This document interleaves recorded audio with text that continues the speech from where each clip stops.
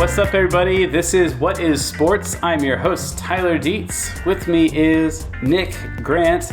How's the quarantine going for you, Nick? It's actually not too bad. We're not in complete lockdown where I live, so it's not bad. Watching a lot of TV, watching a lot of Netflix, and could be better. Things could be better. You Netflix and chilling? Yeah, kind of, pretty much. I gotta say, now that I'm working from home, my coworker is a stone cold fox, and so that's pretty nice. Oh. And You talking about your wife? Yes, yes, I am. Is that so? Both of y'all are working from home now? Yeah, I'll work a little bit occasionally, but I can work from home for the most part. So yeah, I'm staying at home for the time being. JP, what you been up to with the quarantine? Nothing. I mean, life here is pretty much the same. I mean, I can't go to the movies. I can't go into a dine-in restaurant. But I'm still going to work. I work at a hospital, so things are pretty much the same there. You been watching Netflix, though, JP? Have I been watching Netflix? Man. Oh, okay. So the last actually couple of documentaries I've watched, because I'm a big documentaries guy. One was the Kurt Cobain documentary, The Montage of Heck. That came out a few years ago, didn't it? I think so. Okay, I might have seen it Man, a while ago. It's like really disturbing, and he had some. It just takes you into his mind, and it's pretty good. You need to watch McMillions. That's a good one. Also on HBO. My wife and I just finished that. It's about how the McDonald's Monopoly game was rigged. Oh, okay. And it was very interesting. And then we're talking about Netflix. You got to watch Tiger King. That is the most insane documentary series I think I've seen in a long, long time. It's wild. Yeah, JP, you would enjoy it. It's about your people. The crazy person. Yeah. It's pretty unbelievable. There's so many like twists and turns, like, because I just finished the 3rd episode, and yeah, the show it's crazy. It's crazy. Yeah, it's like a train wreck. You can't turn away. Yeah. It's just unbelievable. And when I was texting you guys to watch it, I realized I was super overselling it, and I was like, I hope you guys like it. No, it lived up to the hype. It's as insane as you said. Yes. Yes, it is. It's wild. Well, okay, let's start diving into sports talk now, because obviously we are What is Sports. We're a sports talk podcast. It's a little bit tough now to talk about sports since all sports have been canceled, but we're gonna do our best anyways. This week we're talking a bit about history. We're talking about sports of the Middle Ages. And of course, if you like our show, give us a like on Facebook, follow us on Twitter at whatisports1 with no question mark, and on Instagram as well under the same handle. If you have any comments or questions, send us an email at wisportscast@gmail.com. And also, by the way, I just kind of wanted to take a moment to say, anyone out there who's feeling a little bit lonely with the quarantine and whatnot, a little bit bored, hit us up on social media. Become part of the show. Let us know what you're up to, what you're watching, and all that stuff. What is filling the void in your life? Well, sports can no longer fill. So, but we got a couple of pieces of sports news. Y'all saw that the 2020 Olympics were postponed? Yeah, saw that, which isn't surprising at all. No. But Are they postponed to next year?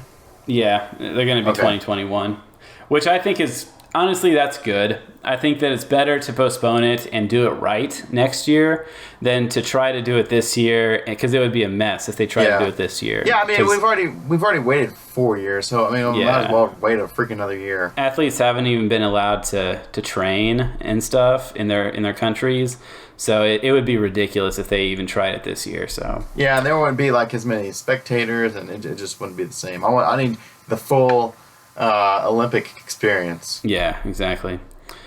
Another piece of news. I thought this was funny. I saw this on Twitter. The soccer team, the MLS soccer team, Inter Miami, their logo is of these two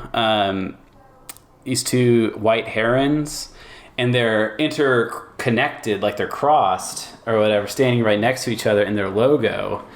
And they changed their logo so that the herons are like separated and facing opposite directions to encourage social distancing. Yeah.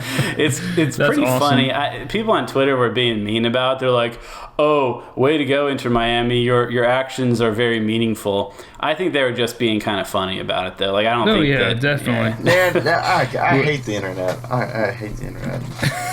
But I did see a logo similar to that. I saw the Red Sox logo where the socks were separated, like and not touching each other. So that's kind of what you were talking about. Yeah, I've seen did y'all see the McDonald's had the separated arches, and then I didn't see that one. and then like the Olympics had separated rings, and they're all going for it. Did y'all ever watch King of the Hill? Yeah. No, but I know what you're talking about. Yeah, my brother sent me a picture of like King of the Hill. You know how they stood outside drinking beer? Well, they're all 6 feet apart now. Yeah, they're all 6 feet apart. The creator of that tweeted that out or something. That's funny. Yeah, forgot his name. I think same guy Mike Judge. Yeah. He did Beavis and Butthead too, right? Yeah.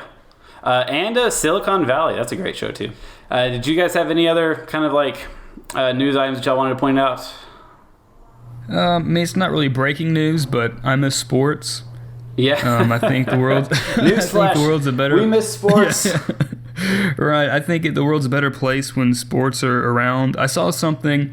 I think opening day is originally scheduled for 2 days from now. Yeah. The night we're recording, and so it's like, we could be doing baseball things right now, but instead we're living in fear, having to stay at home, and you buy all the toilet paper. It's just crazy times. Yeah, you could play MLB The Show instead and just pretend like baseball's happening. Yeah, but then it just make me sad that I miss baseball. Yeah.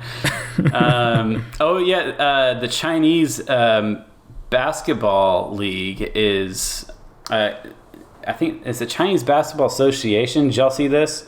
They're going to be starting basketball this summer.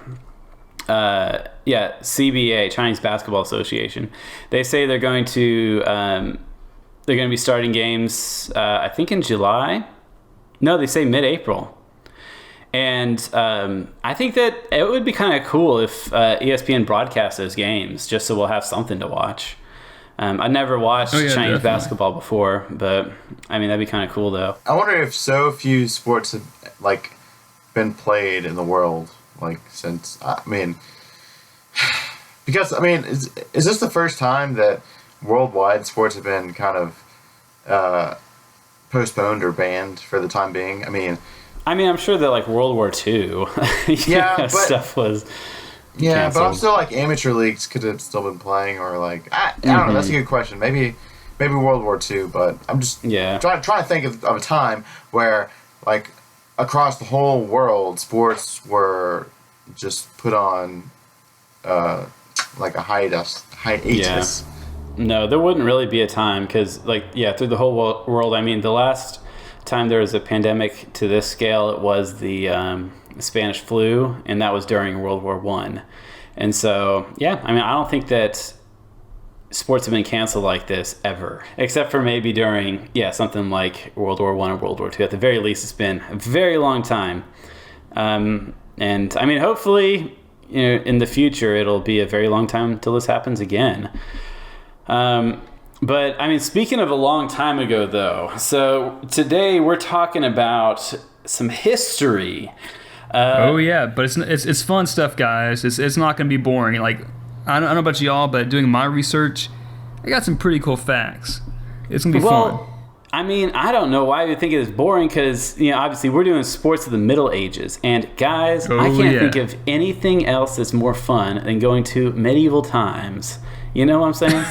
Jousting, sword fighting, archery, and I found a couple of weird ones that I'd never heard of before. So let's get into it. So background information, right? Because we talk about Middle Ages.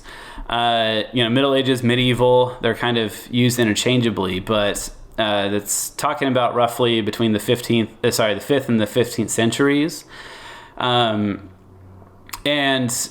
during this time, Europe had feudalism was the primary economic system, in which you had the members of the nobility, so that's lords and knights and barons and kings and all that stuff, and they would own a large area of land known as the serfdom.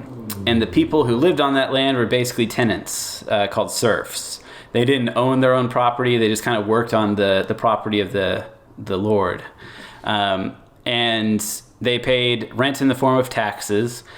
And so basically, if you were a serf, you could make a living by farming, learning a trade such as blacksmithing or leatherworking or something like that, or you could be a soldier. You could serve in the guard or the military. And back in the Middle Ages, they were very strictly religious, strictly Christian, and the Sunday was the Sabbath. So most people did not work on Sundays. And well, I mean, just like today, people don't have anything to do on Sunday, so what do? Sports. Watch sports, exactly. Yeah. Well, and actually it turned out that, I didn't know this, but back in those days, people had up to 8 weeks of off time throughout the year, so they had like vacations and stuff. And during these vacation weeks, they would have things like tournaments and jousting and all that stuff. So, and obviously sports go back further than the Middle Ages. They had sports in ancient Rome and whatnot. And so they've always been like a nice little distraction for people, especially in like the Middle Ages where everything else probably sucked. Like we think that living in the time of the coronavirus is bad. Imagine the days when like, I don't know, you're like sleeping in like a pile of mud or something like that every day. Yeah, there wasn't indoor plumbing. Yeah. There wasn't electricity. Crazy times. There wasn't Netflix, man. That must have sucked. Netflix. Dinosaurs were trying to eat you. So the sports of those times actually were mostly focused around like military combat skills. Like that's why like jousting and sword fighting and archery were all popular back then, because they were a way for soldiers to practice their skills during times of peace. And they also kind of, for some like knights and stuff who were successful in tournaments, that they could get rich from that. And so it's kind of interesting that, I mean, like nowadays we have MMA and wrestling and stuff that are kind of combat sports, but back then most popular sports were combat sports. Yeah, so we mostly focused on, with our research, archery, jousting, and sword fighting. I'm gonna start with archery. You guys ever shot a bow and arrow before? No, but I really want to. Right now, I want to shoot a bow and arrow. I don't know. Like every time I shoot one, I love it. But you know what? I need to shoot one with a glove on, because whenever the bow like recoils, it kind of slaps your hand and hurts a little bit. So you have shot a bow and arrow? Yeah, man. Yeah. I mean, I shot it at camp. Then why'd you say you haven't? Yeah. I don't know. Is that what I said? Well, I take that back. I take it back. I have not in a long time. Not for deer hunting or anything like that. But at camp. Like you talking like middle school or something like Pine that? Cove, like Pine Cove camp, man. Yeah, that's where we met. That's where JP and I met back in 6th grade. Yeah, right? that's right. Yeah, back in the day. Yeah, how about you, Nick? You ever shot a bow and arrow? Yeah, but it's been a long time. I mean, yeah, at camp.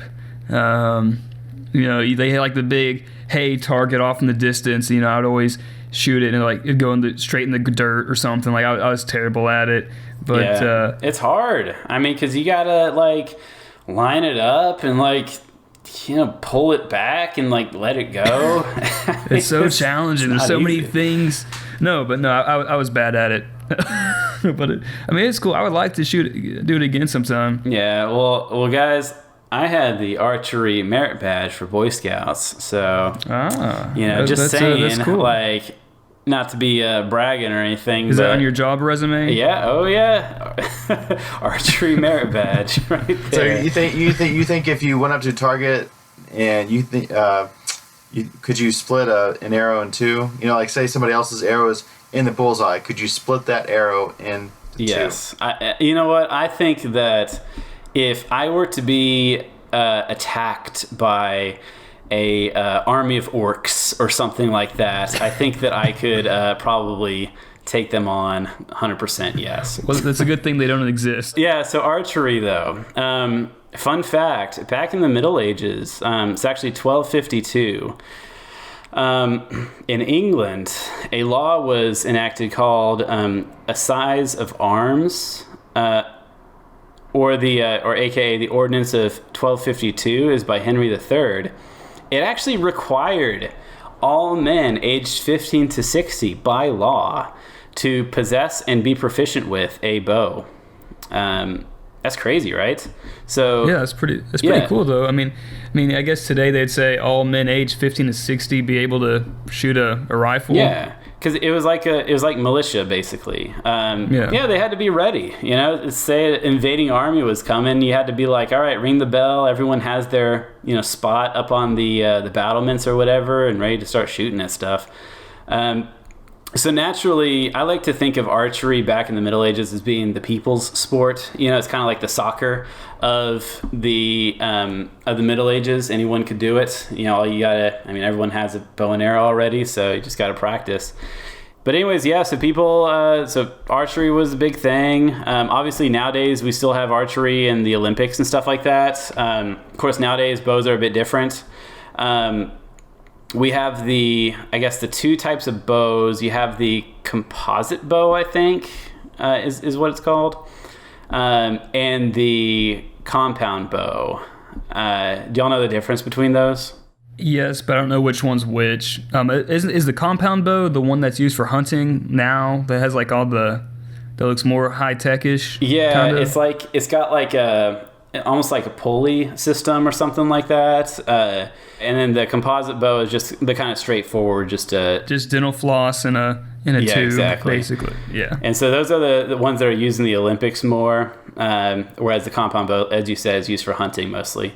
I remember back in the day whenever I used to shoot a bow and arrow, I didn't really like the compound bow. I always liked kind of the feeling of pulling back and feeling the resistance of the composite bow. But anyways, so that's kind of mostly all. Oh yeah, do y'all know the difference between accuracy and precision? No. I mean, they're similar. Accuracy is just tell us. So accuracy is how close you get to the center, whereas precision is how close your shots are together. Okay, yeah, that makes sense. Yeah, so you can be highly precise, but not be towards the center of the target. And so obviously with archery, accuracy is more important than precision, but there is a difference. Okay, so that's all I got for archery. Nick, what'd you research? I researched jousting, and everybody knows what it is. You got a guy and a horse. You got two guys on two different horses, and they poke sticks at each other. That's pretty much it. Well, after doing some research, it actually is pretty dang cool. So originally, in the high Middle Ages, we're talking 11th to the 14th centuries. Basically, it was like Dietz said, medieval sports were used for training and, were based off warfare. Well, back in these times, in the early periods, a joust was just a meeting or considered a duel. Wasn't necessarily, hey, let's get two guys on horses and ram at each other with lances. That wasn't it. So what they would do is they would start out on horses, and a lot of times it even be more than just two individuals. They'd have a lance, and then they'd have a more short-range weapon. So what they would do is once they got close enough or knocked somebody off the horse, they would then switch up to a sword or an axe or something like that. And these fights were very barbaric. There weren't a lot of rules, basically. And they could kill each other, right? Yeah, it went crazy. The goal was to incapacitate their enemies, and then you would gain their horses, their weapons, and just different things. And so they said, hey, let's have a joust and basically just fight to essentially the death. And so it was very barbaric. Wasn't very because it doesn't end when they knock each other off the horse. That's what I used to think, but yeah, no. So when it originally started, it was, hey, it's about to get real. And so there's these barbaric type fights. But in the late Middle Ages, chivalry kind of came up, and that was more on people's minds, and that's what they liked. They liked having honor and being more gentlemanly, I guess. Mm-hmm. And one thing, it was considered dishonorable to exploit an opponent's disadvantage. And knights, they'd pay close attention. They basically wanted to be the underdog because they wanted to fight against the odds to prove themselves and show that they were a better fighter, which I thought was really interesting. And the arena where they jousted or fought were called a list or a list field. And basically, when it started in this time period, they just roped it off, and it was just a duel still. Like, it wasn't what we typically imagine and think of when we hear jousting. But yeah, in castles, palaces, they would build these tilt fields in their grounds for tournaments and things like that. And also, like I said, since they were thinking more about having chivalry and stuff, it was safer, wasn't as lethal and dangerous, and it wasn't really necessary to incapacitate your opponent. If you were going to lose, it was honorable to say, I yield, you're better than me, you win. And so that was it. Like, it was very different. Like, it was a little more regulated, a little more rules. At this point, the combat was divided into three rounds with various weapons, not just a lance. So it was kind of like, well, you beat me with a sword, but try beating me with my axe. And they would fight that way. Then we get into the Renaissance era. This is what we think of when we think of jousting. They switched it up to just guys, like we said, on a horse with lances. And this is when they added the wooden barrier in the middle, called a tilt. And basically it was to keep the horses on track, and that way, or it was a tilt barrier, sorry. And that's what was used to divide the people when they'd run into each other and try to knock each other off. And also around this time, they made specialized jousting armor. And also, around this time, there were two popular jousting styles. I'm going to butcher these names, known as Rennzug and Stetchzug. I think that's how you say it. I'm probably done. Way off. Yeah, thank you. But the Stetchzug is, they had extremely heavy armor, and so basically the riders couldn't move, but it was more protection for them. And this is what we think of again when we think of jousting. So these hardcore, like heavily armored guys, hitting each other with lances. And in this, the goal was to knock the crest off the opponent's helmet. So basically be like hitting each other in the face. So that's pretty brutal. But then you had the Rennzug, and it was lighter contact. You still had armor on, but the goal was they had a shield on their shoulder or their on their outside arm, I think, or inside, I don't know. But the goal was to hit the shield instead. So you're not hit some dude in the face. Yeah, I feel like that's usually what we see. At least from what I've seen from movies or Renaissance fairs or whatever. Right. Yeah. I mean, still, I think that's the most common.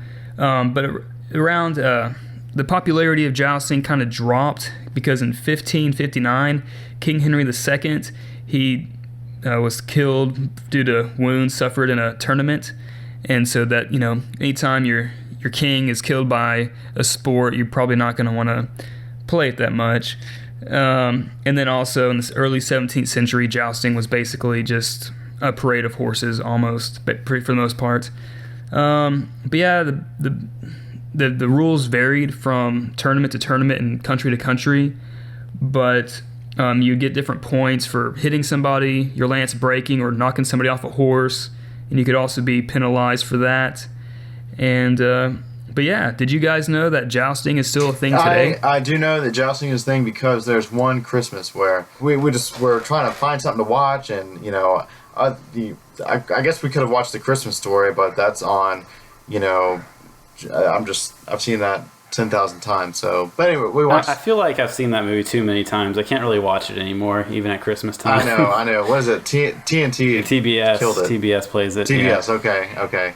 TBS. But anyway, so we watched Jousting, and it was pretty interesting. This guy was like wanting to bring it back, and do they wear armor? Yeah, they wore armor, but I mean, they're still pretty dangerous because like people can still die because like chips of wood can come off and like just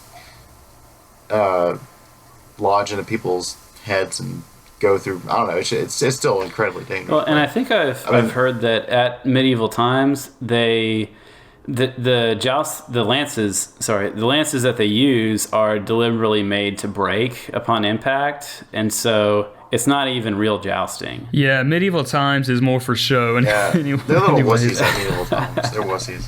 I'm just kidding, man. I would love to go back. I haven't been there. Fun. I took my students there on a field trip a couple years ago, and what's crazy is that they. So the swords spark whenever they're fighting. Like they clash swords together and just sparks are flying. And I thought that was like a special effect, but no. Like I looked it up, and apparently that's what really happens if you're.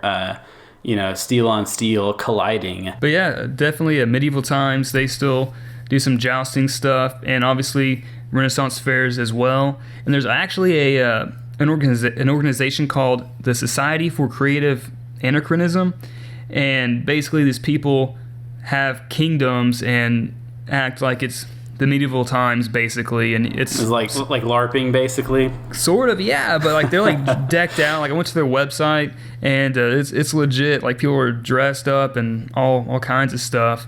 But also, I thought this was very interesting. Jousting is the state sport of Maryland, and they still perform jousting tournaments. That's pretty cool, wow, man. That's crazy.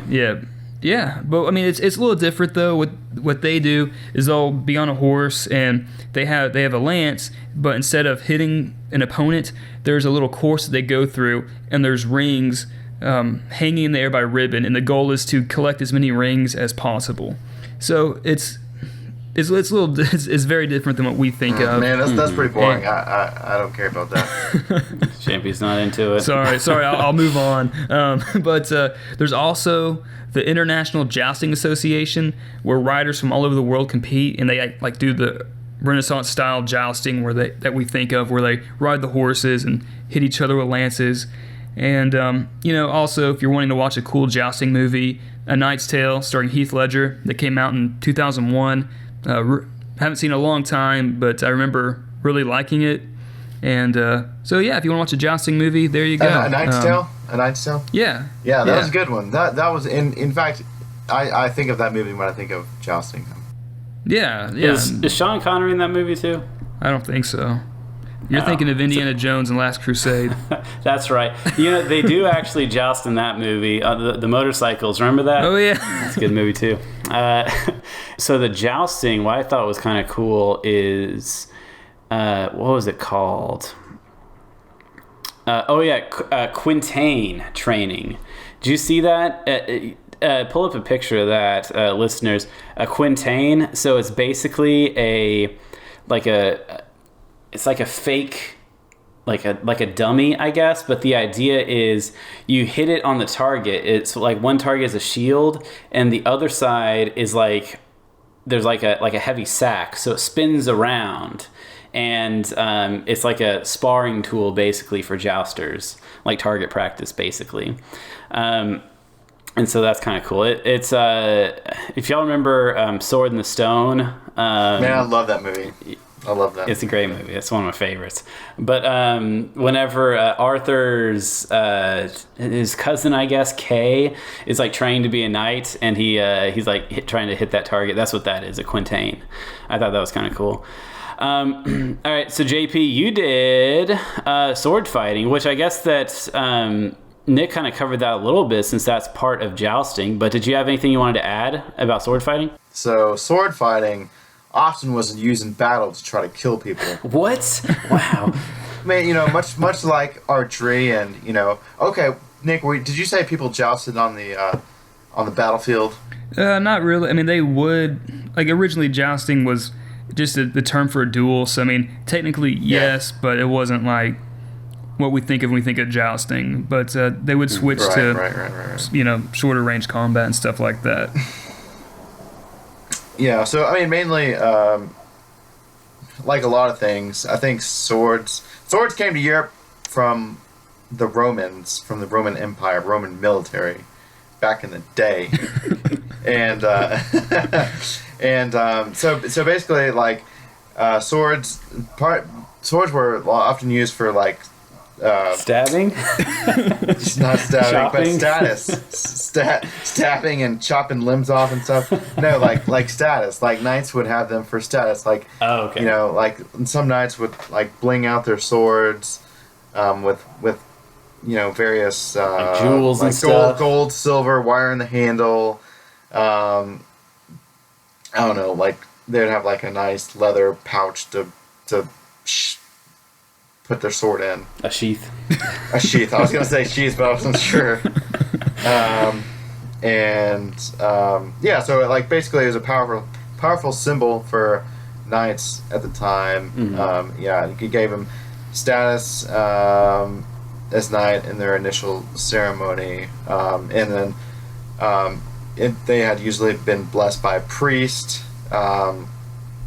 And the shape of the blade handle was often used as a crucifix for prayer. Yeah, that's right, because it's shaped like a cross.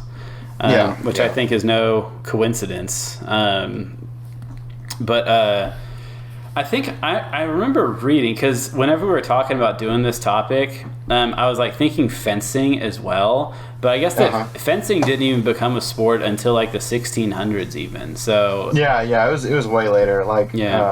Like Italy, Spain, that's where most where fencing kind of originated from. Because whenever I think of dueling, right? Have y'all read Hamlet or seen like any of the movie adaptations of it?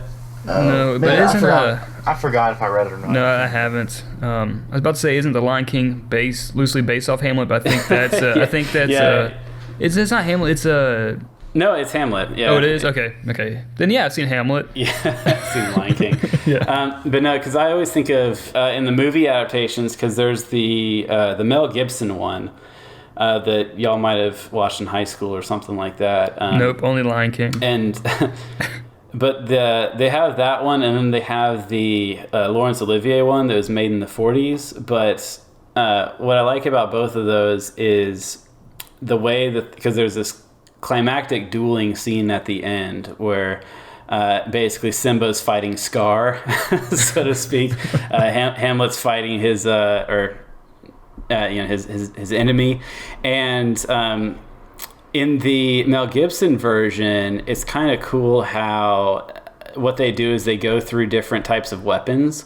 So they start with like a light sword or whatever, so it's like a fencing match, and then they start with like a broadsword, like a big one, and they switch to like two blades, like they're dual wielding knives and stuff like that. And did you see anything about that, JP, if that's the way that it was done, if you had to match the same weapon as the other person or anything like that? I know that there are rules. Like one of them would throw out rules, so I'm sure like they would probably recommend or say that you had to fight with some sword, and then also like I learned that duels were often bloody, but they would not be to the death. Right. Like once blood was drawn, like that was it. Really. Or a limb was cut off. They might say, "Hey, maybe we went a little too far this time." Yeah, I know. Like, because I know in Hamlet, it's like, so anytime you get like nicked, you get like sliced a little bit, that counts as a hit, and it's like the first of 3 hits. Yeah. So. Which like would be pretty scary too. I mean, I wouldn't freaking want to get. I wouldn't do that. I don't see what the hell was wrong with people back in the day agreeing to stuff like that. Or like duels with guns. I mean, it's then insane. It was to the death. Yes, who would do that? People were crazy back then. Well, think about like you said, Dietz, in the Middle Ages, they didn't have much. Their lives, like you'd sleep in mud, and you didn't have the internet, you didn't have anything.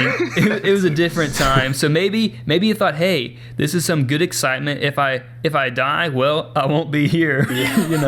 So maybe. And I guess that was like And plus, like, what if you're challenged? I mean, that was like okay, that was your chance. If you're a low life little, you're sleeping there in the mud. Yeah. And someone comes up to you and like, hey man, I want to fight you in this duel. That's your chance to gain some honor and respect. Yeah. And so, what are you gonna say? No? Yeah. What are you gonna keep on sleeping in the mud? No. You gotta get out of that mud. Get up. Get out Got of that. one shot to not Mr. Chance. This opportunity comes once in a lifetime.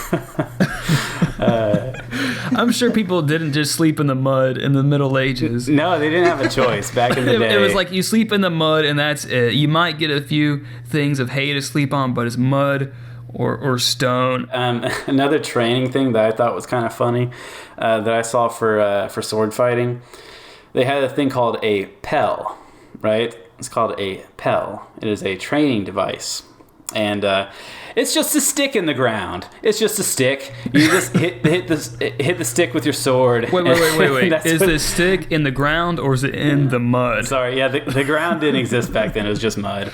Now, did you have to pay for these things? Did you have to buy the stick? Did people pay for the stick? Or I mean, if they did, they were suckers. Because go find a damn tree, you idiot. Also, I don't see how that helps you get better. You're hitting an inanimate object with your sword. Hey, do y'all remember when in Robin Hood Men in Tights? Y'all seen that? Yes. Yeah, where he's like the blind guy is like fighting the pillar. Yeah. Yeah, the pillar. Yeah, that's a good one. That's funny. Okay, so I got a couple of other sports we can fly through, medieval sports. I found some images of these online, which I'll post on social media. So check out our Facebook or Twitter page right now. I thought they were kind of interesting, though. So they had... back in these, so this was the Netherlands, as early as 1261, they had a sport called kolf. Not golf, kolf.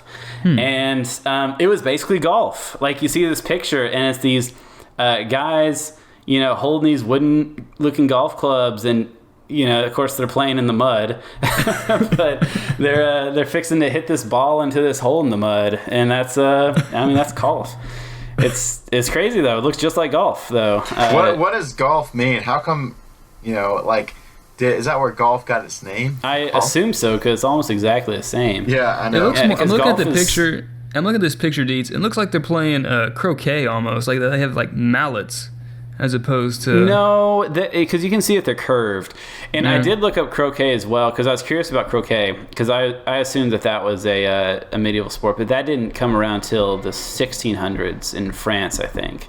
But yeah, they're hitting it in the hole in the ground. It's pretty close to golf. And then they had shinty in Scotland. Okay, this one's super old.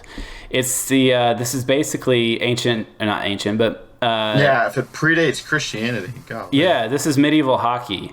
The 4th century or older is how long it's been around. It predates recorded history and Christianity in Scotland. It's pretty crazy, but it's funny because you look at this picture and it's a bunch of guys holding the hockey sticks. They're wearing kilts, and they're like, well, it looks like they're beating the hell out of each other, but that's basically what hockey is anyways. I also got another one, stool ball. Ew, that sounds nasty. I know it does sound gross. It's cricket though. This is the 15th century England. This is the precursor to cricket. And you look at this picture, and this guy's throwing a ball at another guy with the stick, and there's a bunch of other guys fixing to catch another ball that the guy just hit. They look like women though. They got these little bonnets on their head. You know what they might be though in this picture. Are they babes, JP? They are babes. And I like that one. I like the one swinging. She's a babe. She's looking at me. Yeah, I know. She's looking at me. Like, this one's for you, JP. Back in the day, though, they were. It's called stool ball because the milking stool was used as a wicket. Which, if you remember your cricket, the wicket was the thing that the pitcher was trying to throw his ball at to knock the. What did they call it? It was the wicket that held up the wedge. Is it the wedge, the wood block thing? Oh, dude, I don't know. You're asking the wrong person. Yeah. It's too long ago. Yeah. I got this other one called Skittles, which I thought was funny. No, Skittles. It's 10-pin bowling. And I got this picture of a tapestry medieval tapestry, and it's kind of hard to make out. If you zoom in, you can see it though. It's these 10 bowling pin things, and this guy's throwing this ball at him. Of course, this guy's right next to them though. It doesn't look like a very hard game because he's like. You see that? Like he can just knock him over. With the ball in his hand. Yeah, what you need the ball for? Yeah, what the heck? That's weird. Well, maybe it was because if the tapestry was too big, it would take forever to make it. So they said, we'll just make him a little bit closer for, to use less tapestry. They got all them people watching on the sides. You could zoom in. That doesn't look like a bad life they have there. Look at that nice little house in the background. It's a pretty day, pretty scenery, a bunch of friends getting together. For some Skittles. Yeah, I wonder if that's where Skittles got its name. Probably. But, and of course, we also got Horshoes, which we'll be talking about some more next week. And then badminton as well. Of course, back in these days, it wasn't actually called badminton, but it was played with a ball instead of a birdie. Was it called good mitten? It's called good glove. Yeah. And... that's the gist of it. Like, obviously wrestling was around, obviously, what was it? Like hammer throw, like a bunch of the things that used to be Olympic sports were still around, but, they had games to play. I think that obviously the tournament focused stuff, the jousting, the archery, the sword fighting, these were, the main deal. These were your footballs and your basketballs of the Middle Ages. But anyways, did you guys want to add anything to sports of the Middle Ages? No, I think that I covered it. I'm satisfied. I'm satisfied with all our discussions. I feel like, obviously we had to just kind of skim the surface, and we're not historians by any stretch of the word, So if if we are incorrect on some of our information, please feel free to correct us. Don't blame us. Blame Wikipedia. I'm actually going to catch some of y'all right now because I kept on saying composite bow as being the simplified bow. It's actually a recurve bow. That was my fault. A composite now bow. I'm confused. Now I don't even know what the hell's going on. Yeah, composite bow refers to the type of bow they used back in like ancient Greece and stuff, but the recurve bow is the modern day equivalent. Now I'm gonna have to go back and tell 15 of my friends that it's actually the other type of bow. The other type. Can't even remember the freaking name of it. Well, and I'll also say this: because in doing research on this, it was actually pretty hard to find in-depth information on this stuff, and it kind of it made me really want to kind of learn more about it. And obviously you'd probably have to check out some books and visit museums and stuff, but there is a lack of knowledge on the internet about these medieval sports. So that could be start a blog or something like that. Yeah. I don't know. But one thing I did want to say is I do think it is cool that because I'm obviously, since I researched jousting, I didn't realize kind of its origins, how it originally was just like kind of pretty brutal. And it was interesting to see how it transformed. And also, I probably wouldn't attend any of these Renaissance style things that go on with the fairs and like the other stuff. You wouldn't go to a Renaissance fair? I don't know. Maybe I might. But Nick, I probably would. Next time the Renaissance Fair is in town, we should go. Man, I'll go. I would like to go. Yeah, I've always wanted to go to one of those things. All right, man, we'll do it. You guys talked me into it, but I think it is cool that there are people that still keep this kind of lifestyle alive in some capacity and learn a little bit and maybe find out that people just didn't sleep on mud. Might be kind of there's more to life than sleeping on mud. Yeah. Well, next week, so we just covered sports of the Middle Ages. Next week, we're going to cover middle-aged sports. Yeah. We're talking sports that middle-aged people play, like bowling and darts and horseshoes and cornhole and all that stuff. So that should be fun. I know that all of us are probably more familiar with this, being middle-aged men ourselves. We're familiar with this stuff, and so that'll be fun to cover. I'm sure that somewhere out there is a hardcore, heavy-duty, like cornhole championship or something like that. So I'm looking forward to learning all about that. You don't watch ESPN late at night and you see like the cornhole championships? No, I have not. Oh man, it's out there. I'll just leave it at that. It's like what they say in X-Files. Something's out there, right? Isn't that there? The truth is out there. Oh yeah, something's out there, out in them woods. Something's out there. I don't know. It's cornhole or I don't know something. who would sit around and watch that, but those guys are. I mean, I've watched it before because they had it on at a restaurant. Wait. So you just said I don't know who would watch that. Then you just said, well, I watch it. Anyways, we'll get into it next time. But yeah, thanks everyone for listening.